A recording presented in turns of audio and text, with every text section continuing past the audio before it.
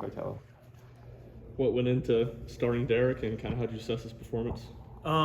His performance was earned. He started before, so there's a level of comfortability there. And I think we've got a 5-game week ahead of us, so we kind of wanted to spread the wealth a little bit, but also the first 2 games just being 7 innings kind of altered what we had originally planned a little bit. So it's what we went with, and there was no set amount of time he was going to go. It just wasn't going to be a long outing, but unfortunately, his day set the tone in my mind for what the game was.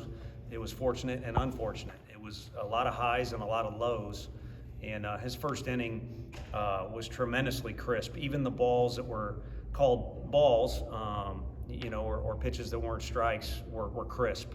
He was really good that first inning, and then fell off. Maybe with my message to the team, we were going to use a whole bunch of pitchers. He wasn't convinced he was going out that second inning, but it's not like he wasn't out there competing. It just wasn't a strong inning on his behalf in high school. And then before his time is done here, he'll have good enough stuff that he can get away with, walking guys. But now that's not the case. What do you feel led to Cannon having more results these last couple of games? I think, seeing him in here in the cage, he got here way too early, I can tell you that. He's the first person anywhere even close to this facility. But even in this cage, you see a guy laugh or you see a guy take a swing, and you don't want him to slough it off. You want him to treat every opportunity to swing as an opportunity to compete. But you can't treat one like it's the end of the world and one like it's not a big deal. There's got to be some consistency there, and I think he's fallen into that a little bit. I don't think it's out of the realm of saying, and maybe I'm shooting myself in the foot, he is most set to be an everyday player where he can just kind of settle in and relax. But the position he plays and how hard he plays, I think our team will be best served, and eventually he'll be best served by when May and June hopefully rolls around for our program. He'll be a little more fresh, and yet he'll have a lot of those repetitions that have accumulated from lessons learned as a freshman and lessons learned as a sophomore, that not only do you need to be intense and skilled, but you need to be mature.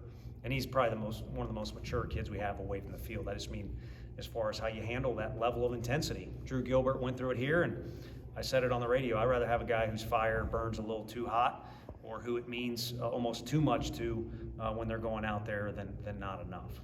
From your vantage point, what kind of went wrong for Matthew Dallas out there today? Just kind of cutting the baseball a little bit, and it was something that, if you give him enough time, maybe he self-corrects, or in between the last outing and this outing, maybe if he gets some reps on the mound that aren't game-related, he could work through it a little bit, because he kind of picked up where he left off. And I don't mind saying it, baseball's a game where you jinx stuff if you say it out loud. He hadn't given up a hit, if I'm not mistaken. And if you look at the way Coach Anderson has coached guys, and the best guys he's coached, they give up hits. That's the cost of doing business when you throw strikes. So I think, it'd be scary if it was a bunch of, or a bad outing, I should say, if it was a bunch of crazy things. But I think it's one minor adjustment in there, and he's back to doing what he was doing. He's pitched in the most intense game we've played in, and he acted like he was a junior when he was out there at the moment. So one minor adjustment, and hopefully back to that same kind of deal. Part of the season where you're kind of still trying to figure out your pitching rotation, just how nice is it to have a challenging midweek game like Kansas State to give someone an opportunity? Yeah, any challenge is good. Any challenge is good. It's going to make you better. And that's not just about preparing for league play. It's about why you do this in general. And I feel like our guys put in as much time as anybody. So you need to not only welcome or celebrate challenges, you need to seek them out. But they're everywhere. Every opportunity out here is a challenge. And I go back to my fortunate, unfortunate thing. Even advancing to second base, when a ball doesn't get caught, or the right reaction on a line drive, or sprinting through home plate, communication on defense,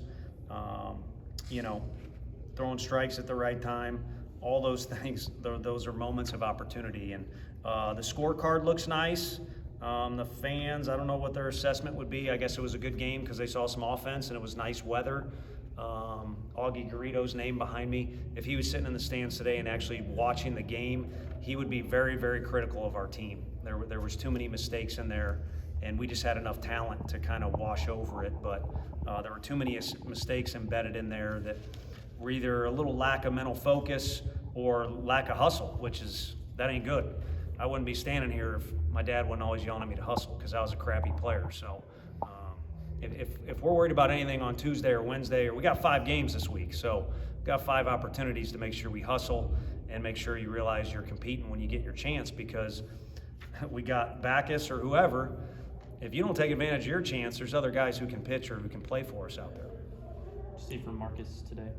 It was nice to be out there, you know. He had a couple different things from literally from toe to head, where he'd kind of not been 100%. So whether you guys know it or not, there's been days where we've been eager to get him out there, but it's, you know, we'll say on the shelf, but let's wait till the next day type of thing. So just to get him out there was great. He's really showing bigger and better presence out there each time he gets out there, which I don't know why anyone wouldn't have when you're built like that and you can throw the ball the way that he does. But just repetitions is the key. He's from the north. He's had a couple injuries in his career. You could even throw COVID in there still in the mix. So just keep piling up the repetitions for that kid as it relates to his individual future. How nice was it to see Hunter draw that at bat that he had? I know you talked about him last night, but Yeah. I feel like that was a good sign. That's who he is. I mean, I wouldn't accuse him of being, you know, in here pondering if he's anything else, but he's a fighter. And, you know, Blake Burke has a real classic swing, or a real good looking swing. I mean, everybody's who they are. I mean, Simo's as gifted mentally and physically as anyone. Hunter Ensley's got talent, but he's a fighter.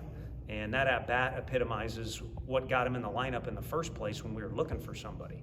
Really, we were looking for somebody who's not afraid of the wall. And so he became our center fielder. And talking about hustling on the bases, he always hustles on the bases. And then at the plate, he's always hit in his life. That's kind of what he was first known for back when he was playing with Blade Tidwell. But everybody at this level, they showed you that, you know, in the 7th inning, everybody at this level can hit a little bit if they're in the lineup, but he's a fighter. And so that's who he is. And I don't know, maybe he had thoughts about other things, but I think all these kids, if they stay true to their roots and stay true to what kind of got them where they need to be, then they'll be the best version of themselves. One or two more guys. The outfield continues to change each game. How has this weekend kind of changed your mind on that group? I think Colby Backus has shown he can base run as well as anybody, just based off today. And I think we're past the point where you use him being comfortable as an excuse. I think we're past the point where it's like, when's the best time to put Robin out there? I think he's an outfielder, infielder. He can do both very well. Bargo is getting into that deal too. So I think you're probably, or it'd be nice to kind of know what's the exact depth chart or order. We don't have that, and I'd rather have it that way. That means you've been recruiting the right guys. It means Q's been getting guys where they need to be in the weight room. Beth, our nutritionist, I'd lose count, but there's 6 or 7 guys out there that are doing very, very well for us. And Reese is the one guy that hasn't done what he's capable of if you look at his summer numbers at the plate. But I think sometimes guys let competition, you know, stress him out a little bit instead of relaxing and playing. The moment he does that, you'll see the numbers improve there offensively. But having said that, he could be a defensive replacement, or you could label him one of the best defenders out of the group. Expect to use Nate pretty extensively on Tuesday? Yeah, I mean, he was down there today, and I think his role is to, you know, pitch when the game's a little tighter. So there's other guys too, and you know, it's been interesting. Obviously, a couple guys sore. Pitch counts haven't been built up a ton. It is, for me, it's frustrating. It's a little harder when you don't know how many innings the game is exactly. So I would just say that I don't know that I've handled the guys the right way, but you can see that they're getting the repetitions, or they're getting out there a decent amount, and we're still kind of formulating who belongs where.